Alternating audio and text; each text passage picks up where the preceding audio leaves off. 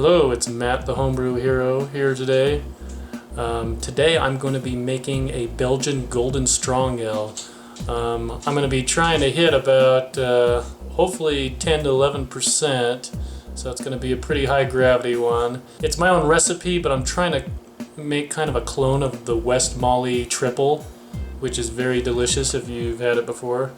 So let me show you the ingredients we're using today. So we got 13 pounds of Pilsner malt. If you're doing a Belgian ale, you definitely want to make sure you have Pilsner malt. And I suppose you can use German Pilsner as well. I haven't tried the German one before. I've just stuck with the Belgian just to be authentic.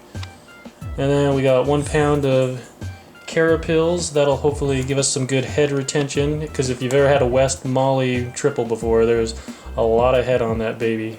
And then I got a pound here of the 10L. It's the Crystal 10. So kind of a light caramely color and flavor. Then we're going to be putting 2 pounds of table sugar in there. You can get the Belgian candy sugar, but it's more expensive, and this is going to work just as well. This is just going to boost our alcohol content and save us some money. Then I got some rice hulls this time. We're going to use 8 ounces in there. Since this is a higher gravity one, I'm hoping that this is going to assist in our lautering, and maybe we can get some better efficiency this time. I did a dark strong ale a few weeks ago and didn't even get close to my target gravity. Oh, and then of course, as far as hops, we got the Fugel, however you pronounce it. Got 1 ounce of that. Probably add that in at 60 minutes, and then half an ounce of this at 30 minutes, half an ounce at 10 minutes on the saws. This one's pretty commonly used in Belgian ales. So we got 15 pounds of grain. So we're gonna need for our strike water, we are gonna need a quart for each pound of grain. We're not going to include the rice hulls as part of that, because we're actually going to pre-soak the rice hulls in some hot water and then drain it in a strainer. That way it shouldn't, as far as absorbing and temperature, it shouldn't affect us hitting our target temperature at all. Okay, so we got our strike water at 171, 15 quarts. We're going to add it into here real quick before we add the grains. Let it warm up the walls in there a little bit.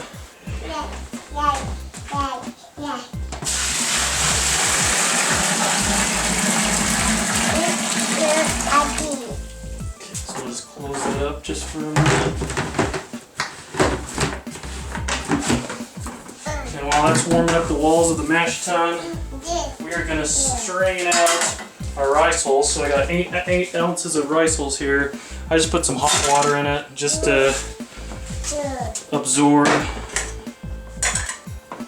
So this way we don't have to adjust our temperature in the mash tun with the strike water. It shouldn't affect it at all. Just strain out as much water out of it as you can.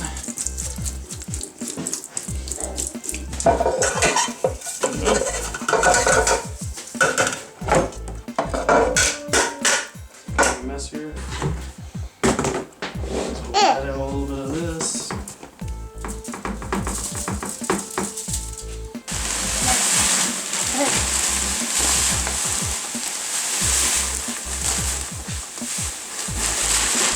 If you have a couple people helping you, you can be doughing this in while you're doing this, but when it's only one person, you gotta be just quick about it, and you can't do it as slowly as you might like to do it. So you can see we're just making sure everything's getting mixed in there real good, no dough balls or anything like that. Yes. Actually, we'll just add the rest of it right now.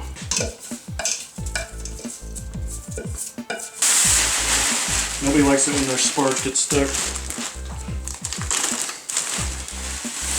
Okay. Throwing in the rest of the grain there. Gonna dough the rest of it in real quick.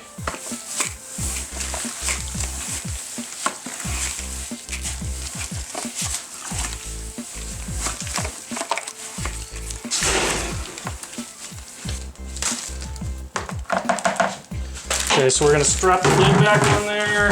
I'm gonna give it maybe 2 minutes and then take a temperature reading real quick, just make sure we're at least approximately where we want to be at our target temperature, and then we're gonna let it sit for about 90 minutes. Going up. Mommy! Yeah, we're making you lunch, little dude. Yeah, that's about where it is. Let me just make sure it doesn't get any higher than that, because if it gets to 160, we're going to let it cool off. I think we're probably good. And right here we have our starter. We're using the Y yeast, I think it's 3787, something like that. High gravity Trappist yeast. This is, as far as what I've read on the internet, it's supposed to be the same or similar to the West Molly yeast they use.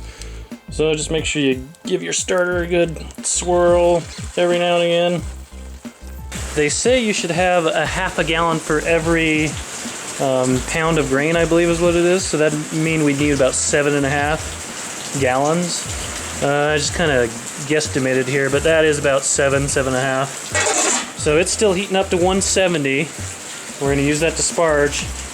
It's been about, looks like it's been 83 minutes since we started mashing, so we're going to take a temperature now and see where we're at. As you can tell, it is pouring, raining out here. It's crazy. Let's see if we're still at about where we should be. Yep, looks like we kept it pretty good. Look at that. Okay, here we go. See how this is going to come out.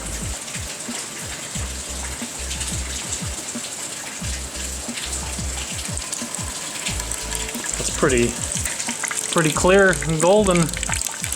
That's the color we were looking for. Let's taste a little bit of this. Super sweet. Okay, we drained a quart into here.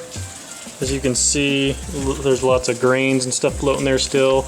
We're just going to recirculate it on top again. All over the grain bed.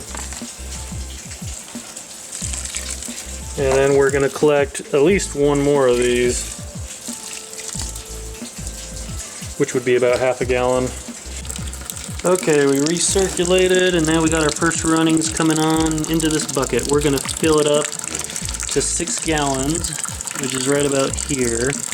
And once it gets there, we're going to boil it. This has usually taken me an hour and a half, but it should take you at least an hour. You shouldn't be doing it any quicker than that. Baby's gonna be delicious. Okay, we're gonna do a quick sparge here.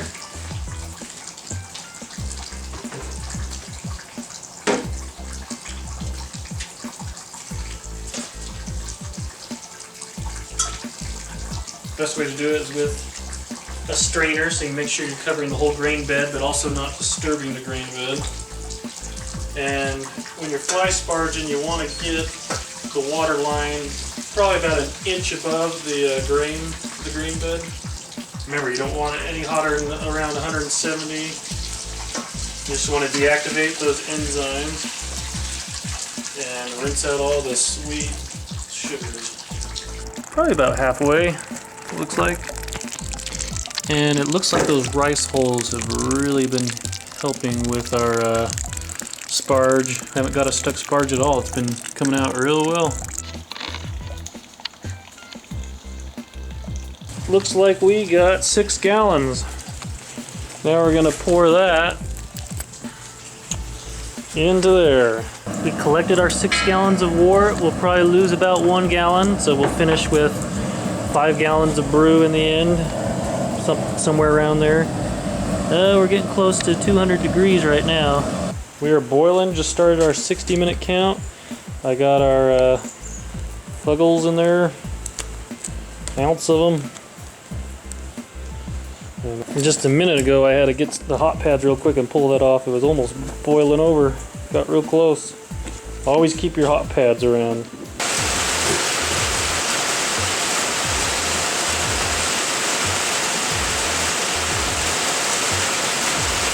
That rain is really coming down. Okay, that's good. Okay, we got 10 minutes left of the boil, so I'm adding the last of the hops. Now, while that's boiling for the last 10 minutes. I'm gonna go inside and get my ice bath ready so we can cool it off. Yep, don't have a wort chiller yet, sadly. Okay, so we're all finished up. Got the wort cooled off and threw it in here, pitched the yeast. Got our air lock on. So we took our gravity reading. There's still a lot of foam. Can't quite read exactly what it's on yet, but I think it's on about 1080, I think. Yeah, it really looks like 1080, maybe a little lower, 1082 possibly. Let's see.